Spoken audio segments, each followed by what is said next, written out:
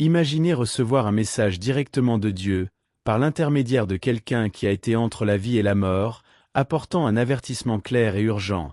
Faites ceci immédiatement. Ça semble surréel? C'est pourtant l'expérience d'un garçon polonais, dont l'histoire ébranle les fondations de la foi de nombreuses personnes.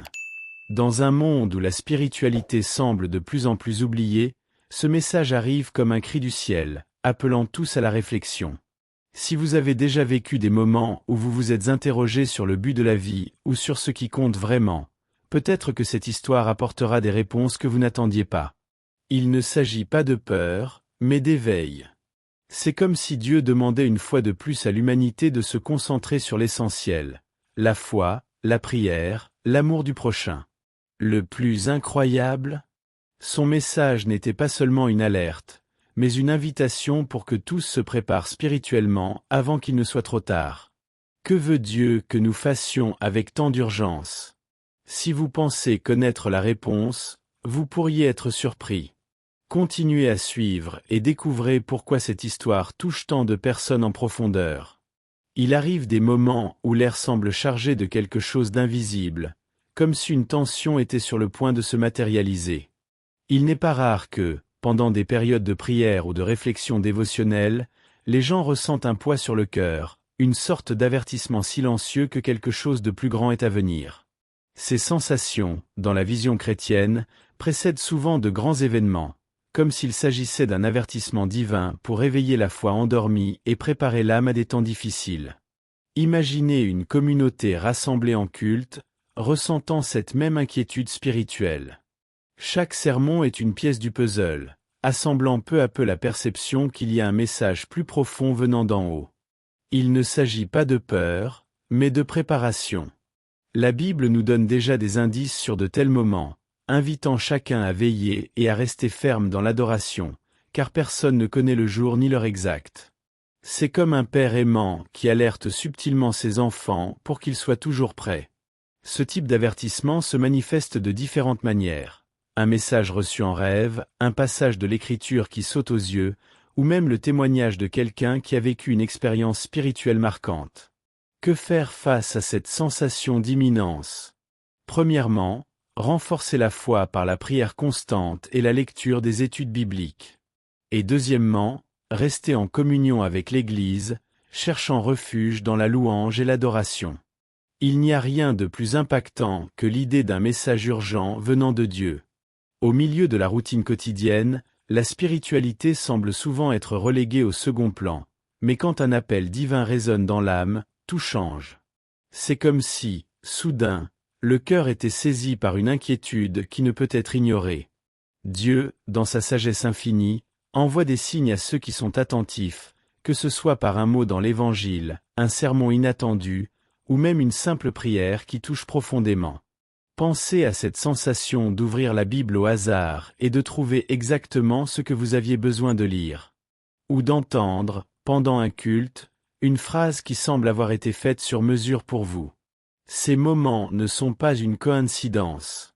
Ce sont des touches divines, des rappels que la préparation spirituelle est urgente et constante. Après tout, la foi est comme une flamme qui doit être nourrie quotidiennement pour ne pas s'éteindre face au vent contraire de la vie. Pour ceux qui ressentent cette urgence, l'action est essentielle. Il ne suffit pas d'écouter le message, il faut le mettre en pratique. Cela peut signifier réserver plus de temps pour Cela peut signifier réserver un moment précis pour des cultes familiaux, des études bibliques en groupe ou simplement un instant d'adoration à la fin de la journée. Après tout, la véritable protection naît de la communion, et là où il y a une union au nom du Christ, il y a sécurité. La crèche n'est pas seulement une représentation visuelle de la naissance de Jésus-Christ, mais un rappel constant de l'amour divin manifesté sous sa forme la plus humble. Placer une crèche au centre du foyer est un acte de foi qui va bien au-delà de la simple tradition de Noël. C'est une invitation pour que chaque membre de la famille garde les yeux fixés sur l'essence du christianisme. Chaque personnage présent a une signification profonde. Marie, Joseph, les bergers, et bien sûr, l'enfant Jésus, qui incarne l'espoir et le salut. Pensez à quel point le simple fait de monter une crèche peut devenir une opportunité de réflexion et d'adoration.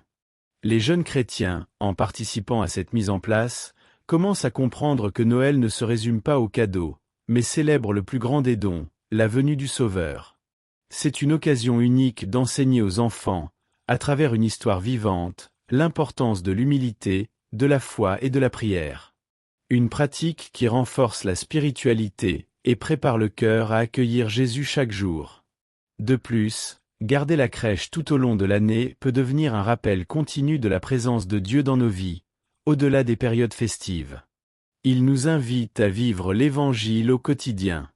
Finalement, le vrai message de la crèche réside dans l'espoir qu'elle véhicule, un espoir capable de fortifier la foi et de protéger la maison contre les tempêtes de la vie. Le chapelet, quant à lui, est bien plus qu'un simple objet. Il est une véritable passerelle vers le ciel, un instrument qui relie le cœur humain à celui de Dieu. Chaque grain que l'on fait glisser entre ses doigts lors de la prière représente une supplication, une action de grâce, une louange. Ce n'est pas un hasard si tant de témoignages de foi mentionnent la puissance du chapelet dans les moments d'angoisse. En période d'adversité, il est fréquent que les croyants se tournent vers cette pratique dévotionnelle comme source de paix et de protection. Imaginez un jeune chrétien, perdu dans ses doutes et ses luttes quotidiennes, cherchant des réponses à travers la prière du chapelet. En se consacrant à cette pratique, il ne fait pas que renforcer sa foi, il entame également un cheminement intérieur. Chaque mystère offre une occasion de méditer sur la vie de Jésus-Christ et d'y puiser l'inspiration nécessaire pour surmonter les défis du quotidien. Une habitude qui, pratiquée avec régularité, devient un outil puissant de préparation spirituelle. Et pourquoi ne pas prier le chapelet en famille ? Créer des groupes de prière où chacun peut participer génère une atmosphère de communion et d'adoration. Ce petit geste peut rapidement se transformer en un grand élan spirituel au sein du foyer, unissant les cœurs et préparant chaque membre de la famille à affronter ensemble les épreuves de la vie. La bougie bénite porte en elle un symbolisme profond. Lorsqu'elle est allumée, elle transforme l'espace en un lieu de lumière et de paix. Dans l'obscurité des moments difficiles, elle agit comme une flamme d'espoir, rappelant la présence constante de Dieu. Il ne s'agit pas seulement d'illuminer un lieu physiquement, mais aussi de représenter la lumière spirituelle capable de dissiper les ténèbres de la peur et du doute. Une bougie allumée pendant la prière peut élever l'âme et apaiser les cœurs troublés. Ceux qui ont déjà assisté à une veillée de prière savent à quel point la lueur des bougies crée une ambiance propice à la méditation et à la dévotion. Chaque flamme semble murmurer à l'âme que Dieu est tout proche, écoutant chaque mot, chaque prière silencieuse. Les bougies bénites, en particulier, possèdent une bénédiction spéciale qui en fait des instruments de protection spirituelle. Elles sont souvent recommandées par l'Église pour les moments de prière intense, les cultes familiaux ou les instants d'adoration personnelle. Garder des bougies bénites chez soi est plus qu'une simple tradition religieuse, c'est un acte de foi. Les allumer lors des périodes d'incertitude ou pendant les études bibliques renforcent cette conviction que la lumière divine ne s'éteint jamais. Si vous n'avez pas encore pris cette habitude, pourquoi ne pas essayer de la réserver à des moments spéciaux de prière et de louange ? Vous verrez à quel point cela peut fortifier la spiritualité familiale. La peur et le doute sont comme des ombres qui cherchent à étouffer la lumière de la foi. Ils s'insinuent subtilement dans nos pensées, et si nous ne les combattons pas, ils risquent d'éroder notre confiance en Dieu. Pourtant, la Bible regorge d'histoires où des personnages confrontés à la peur ont trouvé leur salut dans la prière et la présence divine. Il est naturel de ressentir de l'appréhension, mais il est essentiel de se rappeler qu'elle ne doit jamais prendre le dessus sur notre cœur. Jésus lui-même nous invite à lui faire confiance et à ne pas avoir peur. Qui n'a jamais ressenti cette paralysie face à une situation sans issue apparente? Dans ces moments, la spiritualité devient une ancre solide, empêchant l'âme d'être emportée par les vagues du désespoir. La prière, l'étude dévotionnelle et la lecture de l'Évangile deviennent alors des armes indispensables pour vaincre ces batailles intérieures. Plutôt que de succomber à la peur, pourquoi ne pas ouvrir la Bible et y chercher les promesses divines réconfortantes? Dieu ne nous a pas donné un esprit de crainte, mais de force et d'amour. Pour ceux qui se battent contre des doutes constants, la clé réside dans une pratique régulière de la foi. Assistez au culte, écoutez des témoignages de foi, partagez vos expériences avec d'autres croyants. Le doute perd de sa force lorsqu'il est confronté à la lumière de la louange et de l'adoration. Rappelez-vous, la confiance en Dieu est un bouclier contre les flèches de l'incertitude. En la renforçant, vous vous préparez à affronter toutes les tempêtes spirituelles à venir. Et enfin, Noël, souvent réduit à ses décorations et festivités, est bien plus qu'une simple célébration extérieure. C'est une douce invitation à la réflexion, un appel à rassembler la famille, non seulement autour de la table, mais surtout autour de la foi. Chaque foyer chrétien devrait profiter de ce moment pour marquer une pause, prier ensemble et remercier pour la présence divine dans leur vie. Dans de nombreuses familles, cette pratique fait déjà partie des traditions de Noël. Ce sont des instants de lecture de la Bible, où l'on revit l'histoire de la naissance de Jésus, puisant ainsi la force nécessaire pour affronter les défis de l'année à venir. Inutile de faire de longs discours. Parfois, il suffit d'être ensemble dans la prière pour créer une atmosphère de paix et d'unité. Impliquer les jeunes dans ces moments de recueillement est tout aussi essentiel, car cela renforce leur foi dès le plus jeune âge et leur montre que la spiritualité peut se vivre en famille, au quotidien. Si votre famille n'a pas encore cette habitude, pourquoi ne pas commencer cette année?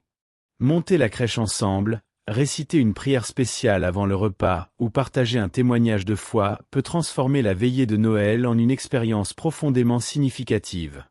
Après tout, là où règne l'union et la prière au nom du Christ, naissent également la force, la protection et une véritable régénération spirituelle. Au fil du temps, de nombreux saints, visionnaires et guides spirituels ont reçu des messages annonçant des périodes d'épreuve. Ces prophéties bibliques, transmises de génération en génération, ne se limitent pas à prédire l'avenir. Elles constituent des appels pressants à une vie de vigilance et de foi. C'est comme si Dieu, dans son infinie miséricorde, voulait préparer chaque cœur aux épreuves, non pour semer la peur, mais pour éveiller la conscience de vivre selon l'Évangile et la prière. Ces avertissements ne relèvent pas uniquement d'un passé lointain. Encore aujourd'hui, des témoignages de foi évoquent des signes annonciateurs d'événements majeurs. Qui n'a jamais entendu une prédication sur les signes des temps? Ces messages, bien que connus, prennent une résonance particulière à mesure que le monde traverse des crises de plus en plus complexes. Se préparer spirituellement, ancrer son cœur dans la parole de Dieu, devient une nécessité face à l'incertitude. Dans ce contexte, les pratiques de dévotion prennent une place primordiale. Qu'il s'agisse de prier le chapelet, d'étudier régulièrement les Écritures ou de participer au culte, ces gestes simples constituent des fondations solides qui nous aident à affronter les difficultés avec courage et sérénité. Dieu ne nous laisse jamais sans guide. Il nous a donné la Bible comme boussole et le chant de louange comme bouclier. Et, pas à pas, en suivant le chemin de la foi, nous nous préparons à affronter l'avenir, quel qu'il soit. Même au cœur des plus grandes épreuves, la foi est semblable à une flamme qui ne s'éteint jamais. Noël, plus que tout autre moment de l'année, porte en lui cette promesse d'espoir renouvelé, rappelant que Jésus-Christ est venu apporter la lumière là où régnait l'obscurité. Face aux crises et aux incertitudes, il est naturel que l'âme vacille. Pourtant, c'est précisément dans ces moments-là que la foi devient une ancre, un point d'appui qui procure une paix intérieure profonde. Souvenez-vous de cette nuit glaciale où Marie et Joseph cherchaient un abri et ne trouvèrent qu'une humble étable. Le contexte semblait désespéré, et pourtant, c'est là qu'est née la plus grande preuve de l'amour divin. De la même manière, dans les moments de détresse, chaque chrétien est invité à contempler la crèche et à y puiser une leçon de persévérance et de confiance. La prière et le chant, alors, ne sont plus de simples rituels religieux. Ils deviennent des actes de résistance face au découragement. Garder l'espoir vivant est un choix à renouveler chaque jour. Participer au culte, s'engager dans des groupes de jeunes chrétiens, consacrer du temps à l'étude de la Bible, ce sont autant de moyens concrets pour alimenter cette flamme. Même lorsque tout semble s'effondrer autour de nous, Dieu offre un chemin de renouveau spirituel. Noël, dans sa simplicité et sa grandeur, nous rappelle avec force que, quelles que soient les ténèbres, la lumière finit toujours par triompher.